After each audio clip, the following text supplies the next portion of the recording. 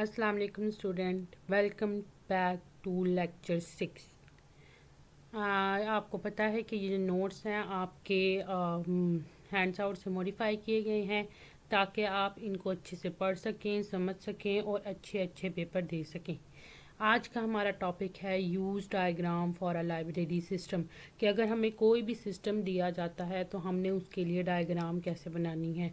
इसमें अब आपको बताया जा रहा है कि इसके अंदर कितने हैं, ये जो बंदे बने हुए हैं ये चारों क्या हैं। इसके अंदर एक्टर हैं, इसमें बैक बॉरर है, आपके पास लाइब्रेरियन है, ब्राउज़र है, जर्नल बॉरोअर है। ठीक है, अब इसमें क्या है कि अब इसके अंदर क्या है कि ये जो सारे हैं ये 8 यूज़ केसेस हैं इसके अंदर। ठीक है, इसमें आपके पास रिजर्व बुक है, borrow book, return book, extend loan, update, catalogue, ये सारा कुछ। ठीक है, यानी कि इस डायग्राम में आपने ये समझना है कि एक्टर आपने बाय रखने हैं और यूज़ केसेस आपने इसके अंदर रखने हैं। अब आपने इसको क्रिएट कैसे करना है कि सबसे पहले आपका क्या होना चाहिए कि आपने create a use case model is an iterative activity. सबसे पहले आपने यूज़ केसेस जो हैं वो फाइंड आउट करने हैं कि आपके सिस्टम में कौन कौन से होंगे। यानी कि ये आइटरेटिव एक्टिविटी हो सकती है कि आप इसको बार बार चेंज कर सकते हैं यूज़र की डिमांड पर। ठीक है, अब फिर आपने क्या करना है कि उसके साथ ही आपने एक्टर्स को भी फाइंड आउट कर लेना है। जब आपने एक्टर्स को फाइंड आउट कर लेना है उसके बाद आपने क्या करना है कि use cases for each actor are determine with define the system. अब आपने देखना है कि हर एक एक्टर के लिए यूज़ केस कौन सा होगा। ठीक है, उसके बाद आपने इनका रिलेशन फाइंड आउट करना है। उसके बाद आपने क्या करना है कि ज़रूरी नहीं है कि आप जब यूज़ केसेस बना रहे हैं तो उससे पहले आपने सारे एक्टर्स फाइंड आउट करने हैं। नहीं, ऐसा नहीं है। हो सकता है कि आप कोई स्टेप लिख रहे हो तो तब आपके जहन में आ जाए कि जी ये एक्टर है और ये इसका यूज़ केस है, तो आप उसमें भी इसको ऐड कर सकते हैं। आगे क्या है कि sort of parallel and concurrent, मतलब ये है कि अगर आप लिख रहे हैं उसका एक्टर लिख रहे हैं तो एक्टर के साथ आपके दिमाग में उसका यूज़ केस भी चल रहा होगा, तो आप उसका साथ साथ क्या करें, यूज़ केस को भी आप साथ साथ उसको लिखते जाएं। ठीक है, ताकि आपके लिए ईजी हो और आपको ये चीज़ याद रहे, भूले ना आपको। ठीक है, यानी कि जिस आप एक्टर को आप लिख रहे हैं साथ ही उसके यूज़ केसेस जितने भी हैं आप उसको डिफाइन कर लें। अच्छा, उसके बाद आपका जो नेक्स्ट स्टेप है उसमें क्या है कि the activity stops when no new use cases और एक्टर आर डिस्कवर्ड, के एंड में आप अपने यानी कि इसको स्टॉप कर लें कि जब आप सारे यूज़ केस और एक्टर को आप जब फाइंड आउट कर लें तो फिर आपने इसको क्या कर देना, स्टॉप कर देना। और एंड में आपने वैलिडेट करवा लेना है यूज़र से और साइन करवा लेने हैं कि जी ये आपके एक्टर हैं और ये आपके यूज़ केसेस हैं। ठीक है, उसके बाद हमने रिलेशनशिप देखने हैं। अब दो तरह के आपके रिलेशनशिप बताए गए हैं एक्टर और यूज़ केसेस के दरमियान। एक है यूज़ और है एक एक्सटेंड। यूज़ होता है कि इसमें देखें डिलीट इन्फॉर्मेशन क्या है कि आपके पास यूज़ केस है और आगे इन दोनों के साथ इसको रिलेशन किया हुआ है, यानी कि डिलीट इन्फॉर्मेशन के साथ ये दोनों काम मस्ट होने हैं कि जब भी आपने डिलीट करनी है इन्फॉर्मेशन कोई भी तो उसमें क्या करना है कि वो रिकॉर्ड होगी आपके ट्रांजैक्शन में भी और वो कैंसिल होगी ट्रांजैक्शन में से। ठीक है, यानी कि यूज़ जब आप यूज़ करते हैं इसका जो न्यू नाम है वो इंक्लूड है, तो यूज़ केस जब आप कर रही हैं तो उसके साथ जो आप के रिलेशन है वो मस्ट आपकी, यानी कि इसमें डिलीट इन्फॉर्मेशन के साथ आपके वो जो दोनों बाकी यूज़ केस है वो मस्ट रन होंगे। ठीक है, अब एक्सटेंड क्या होता है कि अगर आपके पास एक यूज़ केस है और आप उसको न्यू वर्जन पे लेके जा रहे हैं, उसी की आप एक नई टाइप बना रहे हैं, वो ऑप्शनल है। ये वो यूज़र का मर्जी है कि उसने रखनी है या नहीं। जिस हम प्लेस फ़ोन कॉल के फ़ोन कॉल वो कर रही है, लेकिन उसका एक नया फीचर क्या है कि कॉन्फ्रेंस कॉल। जब आप न्यू फीचर ऐड करें उसके अंदर तो उसको हम क्या कहेंगे, वो क्या कर रहा है, एक्सटेंड। जैसे receive a call, receive phone call है तो उसने रिसीव तो करनी है, लेकिन न्यू फीचर क्या है कि रिसीव एडिशनल कॉल के उसके बाद जो है कि बाकी जो फ़ोन कॉल्स भी उसको आ रही हैं वो उसको भी रिसीव करे। ये सारा कुछ इसमें यही लिखा हुआ है, आप इसको अपनी वर्डिंग में आराम से बता सकते हैं, इसको डिफाइन कर सकते हैं। ठीक है, इससे आगे चलते हैं। इससे आगे जी हमने पढ़ना है एक्टर इनहेरिटेंस। एक्टर इनहेरिटेंस कैसे है कि अगर आपने एक यानी कि एक्टर बना दिया, आगे आपने इसकी दो टाइप्स बनाई हैं, इंडिविजुअल और कॉर्पोरेट कस्टमर, ठीक है। तो इससे क्या होगा, अब इस जो आपके पास एक्टर है ना, इसकी सारी जो यूज़ केसेस या इसकी प्रॉपर्टीज़ हैं वो इन दोनों तक भी चले जाएंगे, ठीक है। यानी कि इन दोनों के लिए आपको अलहदा से करने की ज़रूरत नहीं पड़ेगी। ये जो दोनों हैं इसकी सारी जो प्रॉपर्टीज़ हैं उसको इनहेरिट कर लेंगे, उसको अपने अंदर ख़ुद ही ट्रांसफ़र हो जाएगी इन दोनों के अंदर, ठीक है।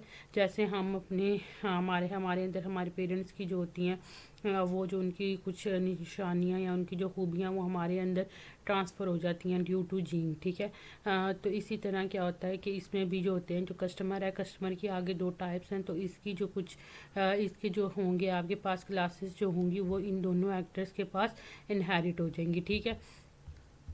Elaborate use case. अब यूज़ केस में क्या होता है कि आपके इसमें कुछ कंपोनेंट्स हैं यूज़ केस के, उसको हम एलेबोरेट करते हैं। पहला क्या है कि यूज़ केस नेम, आपने सबसे पहले यूज़ केस जो है उसका नाम लिखना होता है। फिर इम्प्लीमेंटेशन प्रायोरिटी लिख लेनी होती है कि वो किस नंबर पे सॉल्व होगा, पहले नंबर पे, दूसरे नंबर पे या तीसरे नंबर पे। फिर आपने एक्टर का नाम लिखना होता है कि जो इस यूज़ केस को जो यूज़ करेगा उसका नाम लिखेंगे। समरी आपने एक लाइन में डिफ़ाइन करना होता है कि जी ये यूज़ केस है क्या। प्री कंडीशन क्या है कि इस जो आप यूज़ केस कह रहे हैं इसको रन करने से पहले सिस्टम का क्या यानी कि कंडीशन है, क्या उसकी हालत है। और पोस्ट कंडीशन क्या है कि उसको यानी कि सॉल्व करने के बाद या रन करने के बाद सिस्टम में क्या चेंजिंग्स आएंगी, क्या उसकी कंडीशन होगी। अगर एक्सटेंड और यूज़ आपने बता देना है कि अगर ये किसी चीज़ को एक्सटेंड कर रही है तो वो भी उसे बता दें, और वो यूज़ क्या कर रही है तो उसमें भी आपने इसको बता देना। नॉर्मल क्लोज कोर्स इवेंट क्या होगा कि आपने सिंपल इसको एक फ्लो में लिख देना कि ये यूज़ केस कैसे रन होगा, ठीक है। यानी कि स्टेप बाय स्टेप आपने अपनी डिस्क्रिप्शन लिख देनी है। अल्टरनेटिव पाथवे क्या है कि अगर ये फॉर एग्जांपल नहीं यू केस रन ये वाला यूज़ केस अगर नहीं रन हो रहा तो इसकी जगह पे क्या करना है आपने, उसकी जगह क्या स्टेप होंगे। अगर कोई एरर आ गया तो आपने तब क्या करना है। एक्सेप्शंस क्या है कि कोर्स सम एक्सप्रेशनल कंडीशंस के अच्छा उसमें क्या था कि अगर आपका जो है ना नॉर्मल कोर्स नहीं हो रहा तो आपने इसकी जगह क्या करना है वो डिफ़ाइन करते हैं। और एक्सेप्शंस क्या होते हैं, अगर आपके पास कोई ऐसी कंडीशंस आ गई हैं जैसे एरर आपके पास आ गया या कोई और इशू आ गया तो उसमें आपने क्या करना है। एजम्पशंस क्या है कि आपने क्या वादा किया हुआ यूज़र से कि जी ये जो यूज़ केस होगा वो क्या होगा, उसमें क्या आप ज़रूर करेंगे, वो उसमें आपने एजम्पशंस में पढ़ना है। एजम्पशंस हमने पहले भी पढ़ी हुई है। अब आपके पास ये यूज़ केस है जिसमें क्या डिलीट इन्फॉर्मेशन और यूज़ किससे कहा रहा है, रिकॉर्ड ट्रांजेक्शन और कैंसिल ट्रांजेक्शन को, ठीक है। इसमें नेम क्या है कि डिलीट इन्फॉर्मेशन है, इसका नेम ये लिखा हुआ यूज़ केस, ठीक है। प्रायोरिटी उसने 3 दी हुई है। उसके बाद एक्टर क्या है, यूज़र, तो यूज़र आपने लिख दिया। आप समरी उसने सिंपल लिखी हुई है कि deleting information allow the user to permanently remove information from the system.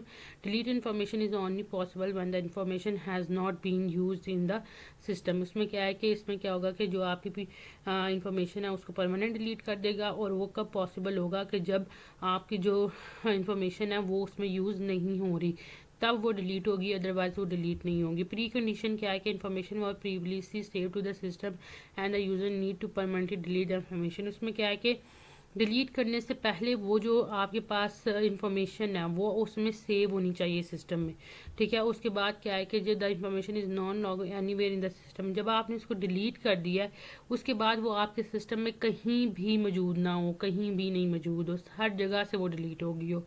Use क्या है कि जी यूज़ आपने उसका लिख दिया कि रिकॉर्ड ट्रांजैक्शन और कैंसिल एक्शन, वो किस दो यूज़ केस को यूज़ कर रही है वो आपने लिख देना है, उन दोनों के नाम।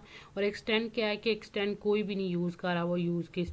अब नॉर्मल कोर्स ऑफ एक्सटेंड क्या है, सिंपल उसका स्टेप लिखा हुआ है। पहला क्या है कि the use case start when the user want to delete an entire set of information, कि ये कब शुरू होगी, जब उसने किसी भी इंफॉर्मेशन को डिलीट करना है। The user select the set of information would he like to delete and direct to the system, जो उसको यानी कि उसने जो डिलीट करना है वो उसको सिलेक्ट करे। The system respond by the deleting the information, तो वो सिस्टम उससे एक मैसेज करे कि आप कंफर्म है इसको डिलीट करने के लिए, जब फिर यूज़र उसको कंफर्म करे अल्टरनेटिव पाथ में क्या है कि आपने उसको कैंसिल एक्शन का भी उसमें ऑप्शन देना है। फिर क्या है कि uh system record by deleting the information and notify the user that the information was deleted from the system.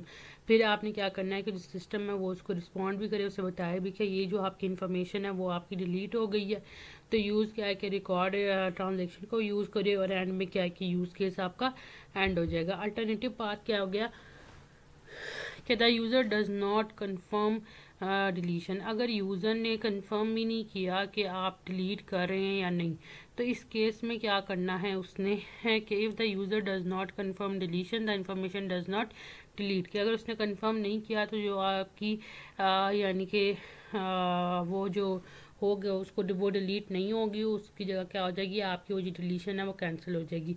Exceptions क्या हैं कि इसमें क्या है कि अगर the system will not allow user to delete information that is being used in the system, कि वो जो है आपके पास हमने कहा ना कि वो इन्फॉर्मेशन हमारी नहीं डिलीट होगी जो हमारे सिस्टम में यूज़ हो रही है। ठीक है, अगर वो जो यूज़र है वो उसको डिलीट करेगा तो क्या होगा कि the system will not allow user to delete an other user that has subordinates. तो सिस्टम में क्या करेगा, उसको अलाउ नहीं करेगा कि वो उन जो उसकी जो इंफॉर्मेशन है उसको डिलीट कर सके। अजम्पशंस क्या है कि delete information cover a permanent deletion, कि अगर आप कोई चीज़ डिलीट कर रहे हैं तो उसमें वो परमानेंट डिलीट होगी, उसके जितने भी पोर्शन हैं वो सारे डिलीट हो जाएंगे। Delete information is not retain in the system, वो बाद में आपको कहीं भी सिस्टम में नहीं मिलेगी। Uh user can only delete information that has been used in the system. और हमने से कहा था कि वो सिर्फ उस चीज़ को डिलीट करेगा जो हमारे सिस्टम में शो नहीं हो रहा। ठीक है, अच्छा उसके बाद हम ना ये भी देख सकते हैं कि एक और तरीका भी देख सकते हैं कि हम उसको डॉक्यूमेंट कैसे कर सकते हैं। यहाँ पे हमने यूज़र एक्शन लिखना है और इस तरफ हमने सिस्टम रिएक्शन लिखना है। यूज़र का इसमें क्या है कि the user case start when the user want to delete an entire set of information set. के ये कब स्टार्ट होगा कि जब यूज़र ने इसको किसी भी यानी कि वो किसी भी इंफॉर्मेशन को उसने डिलीट करना है तो उसको वो ये तब जो आपका एक्शन होगा ना वो स्टार्ट हो जाएगा।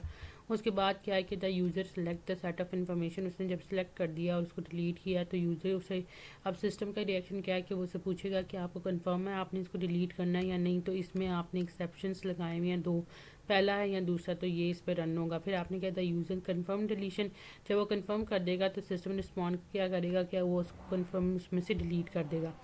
एक्टिविटी डायग्राम क्या है कि ये एक पिक्चर की तरह डायग्राम होती है जिसपे आप स्टेप बाय स्टेप अपनी प्रॉब्लम को सॉल्व करते हैं। जैसे फ्लो चार्ट है ना, वैसे ही है ये उसके ही रिलेटिव है कि इसमें क्या होता है कि आप कुछ सिंबल्स यूज़ करते हैं और उन सिंबल्स को यूज़ करते हुए आप स्टेप्स को डिफाइन कर रहे होते हैं। अब इसमें क्या है कि पहला क्या है कि चूज़ ऑब्जेक्ट टू डिलीट, उसने सबसे पहले ऑब्जेक्ट को डिलीट करना है। ठीक है, ये आपका क्या है यूज़ केस क्या है कि डिलीट इन्फॉर्मेशन, उसने सबसे पहले क्या करना है चूज़ ऑब्जेक्ट टू डिलीट। उसके बाद क्या है मेक डिलीशन। ठीक है, जब उसने अब डिलीट करना है तो उसमें क्या है कि अब वो उसको अलाउ किया या नहीं किया। अगर उसको अलाउ नहीं किया तो वो कैंसिल हो जाएगी डिलीट, और ऑब्जेक्ट क्या हो जाएगा मेंटेन, कि ऑब्जेक्ट दोबारा उसी तरह ही रहेगा, वो डिलीट नहीं होगा। और उस पर क्या है कि अगर वो उसको अलाउ करा है डिलीट तो वो क्या करेगा, रिकॉर्ड करेगा एक्शन और ऑब्जेक्ट को क्या कर देगा, डिलीट करेगा, और इसको भी अपनी ट्रांजैक्शन में क्या कर लेगा, रिकॉर्ड करेगा, और एंड में आपका जो होगा वो क्या हो गया, स्टॉप हो गया, एंड हो गया एंड पे। अच्छा उसके बाद हमने देखनी है कि लिमिटेशन ऑफ यूज़ केस देखनी है कि इसमें क्या होता है कि अब इसमें ना हम जो अपना यूज़र है उसको हम अपनी डेप्थ नहीं बताते, कि अंदर की बात नहीं बताते कि सिस्टम कैसे रन हो रहा है। तो इससे क्या होता है कि हमारी जो नॉन फंक्शनल रिक्वायरमेंट है ना वो भी काफ़ी लैग करती हैं, और उसको भी हमने बीच में ज़रूरी होता है डिफ़ाइन करना। अब नॉन फंक्शनल रिक्वायरमेंट कौन सी होती हैं कि पहला उसमें क्या आ जाती है यूज़बिलिटी, कि ये जो फंक्शन है वो कौन कौन सॉरी ये जो आपका सिस्टम है वो कौन कौन यूज़ कर सकता है। कि आप जो ये एक उसमें हम बता देते हैं कि ये जो कलर ब्लाइंड पीपल है ये हमारा सिस्टम वो भी यूज़ कर सकें, या हम कह सकते हैं कि जो ब्लाइंड है वो भी हमारा सिस्टम यूज़ करें। हमने ऐसे फीचर्स इसमें ऐड किए हैं। रिलायबिलिटी क्या है कि आपका जो सिस्टम है वो पूरे दिन में किसी भी टाइम जब हम उसे एक्सेस करें हम उसको रन कर सकें। ठीक है, परफॉर्मेंस में क्या कह रहा है कि वो आप उसमें क्या है कि आपका जो ऑथराइजेशन है वो क्या है 1 मिनट के अंदर 90% ऑफ द टाइम, कि 1 मिनट के अंदर उसकी जो ऑथराइजेशन आप कर लें उसके अंदर। और अगर आप उसकी ये ऑथराइजेशन कंफर्म कर रहे हैं तो वो 30 सेकंड से ज़्यादा टाइम ना ले। ठीक है। जैसे वो कोड वगैरह हम भेजते हैं तो वो 30 सेकंड से टाइम ज़्यादा ना दे, जल्दी जल्दी आप उसको ऑथराइजेशन को कंफर्म करना है, यानी कि वो जो कोड आता है ना कि आप ईमेल से कोड देख के डालें तो वो 30 सेकंड्स के अंदर अंदर आ जाना चाहिए। प्रोबेबिलिटी क्या है कि ये पुराने से पुराने सिस्टम पे भी चले और नए से नए सिस्टम पे भी चले, ठीक है। विंडो 98 पुराना है और सन सोलरिस 7.9 क्या है, ये नया वाला सिस्टम है। एक्सेस क्या होता है कि आप इसको यानी कि सिस्टम पे भी एक्सेस कर सकें, जो इंटरनेट का आपका सिस्टम है आप उस पर एक्सेस करें अगर आपकी, और उससे क्या होगा कि आपकी जो सिक्योरिटी है वो भी आपकी अच्छी होगी, यानी कि जब आप उसको उस पर सॉरी अगर आप उसको शेयर कर रहे हैं इंटरनेट पे तो आपका जो यानी कि सिक्योर हो सिस्टम, उसमें ये ना हो कि आपका डाटा हैक हो जाए और बाकी जो पर्सनस हैं वो इससे आपका फ़ायदा उठाएं, ठीक है।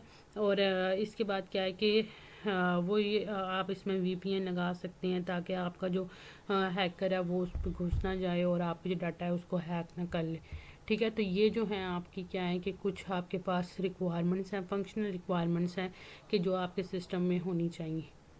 ओके, अल्लाह हाफिज़ स्टूडेंट, इंशाल्लाह नेक्स्ट लेक्चर पे मुलाकात होती है। होप सो आपको अच्छा समझ आया होगा। ओके, अल्लाह हाफिज़।